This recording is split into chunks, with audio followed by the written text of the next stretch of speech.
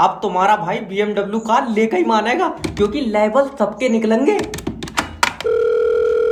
Hello hello Sonu भाई, तुम्हारा भाई अब करोड़ों का आदमी है।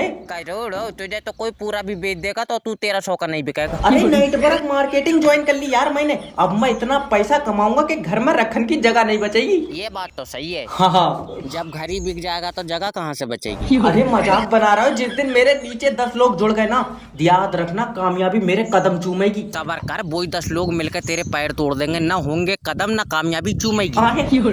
मुझे पता था तुम्हारे जैसे छोटी सोच वाले लोग कभी बड़ी आदमी नहीं बन सकते। तेरी सोच बहुत बड़ी, तेरी बहू का चुम्मा ले लिया